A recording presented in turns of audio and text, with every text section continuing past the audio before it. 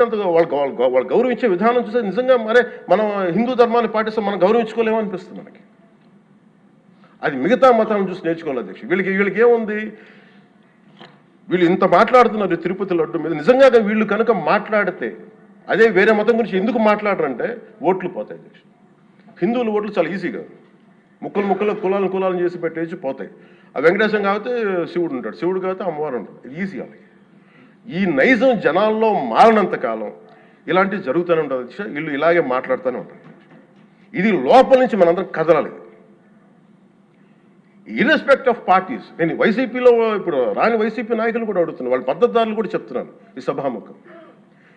మీరు ఎవరన్నా సరే రేపొద్దున్న నుంచి మీరు వెళ్ళి తిరుమలలో వెంకటేశ్వర స్వామిని దర్శించుకున్నప్పుడు ఆ నిలువెత్తు స్వామివారిని చూసినప్పుడు మీకు గిల్ట్ కలగకపోతే మీరు చూడండి.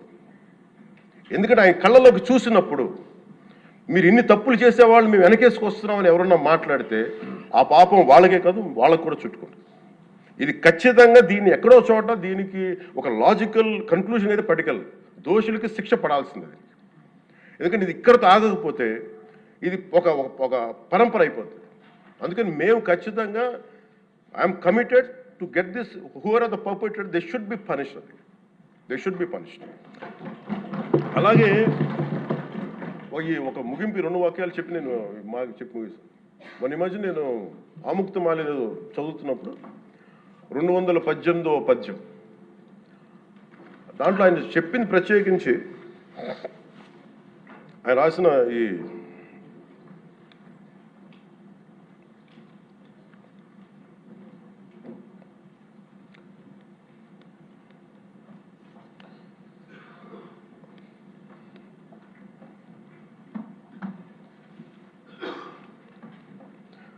అంటే దేవాలయాల మీద డబ్బుల్ని ఎలా అంటే రాజుకి కర్తవ్యాన్ని ఉపదేశించే పద్యం. ఆయితికానికి ఇవ్వకు మమరాలయ ముఖ్యము, అతడు అర్థతృష్ణాయుతుడై నిజోర్వియగు నష్టికి ఆ ధనమును తరల్చి రాజు ఆయతనమునకు చేర్చు మరి అట్టిది ఆపత్యము కాన ఒంటిగాడే అధికారి కావలయ ఇంచుకు తిన్నను వాడే రూపురం.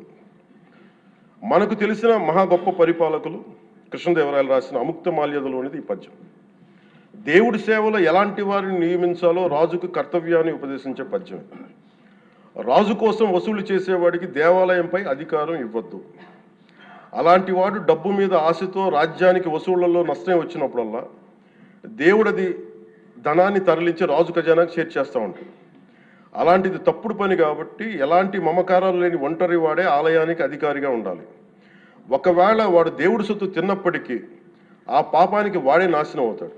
కానీ ఆ డబ్బు తెచ్చి రాజుకి చేర్చడం వల్ల ఆ రాజ్యమే నాశనం అవుతుంది అని చెప్తుంది అధ్యక్ష పద్యం.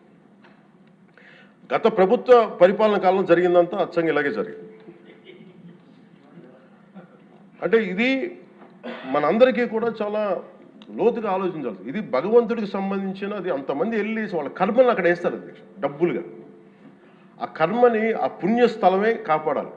భక్తులు తాలూకు ఆ నిత్య 7 కొండల వాడి నామస్మరణే కాపాడు తప్ప ప్రజలు చేసిన కర్మను ఎవరైతే భగవంతుడి సొమ్ముతో ఆడుకుంటారో, భగవంతుడి డబ్బును దోచేస్తారో తరాలు కూడా లేచిపోతాయి.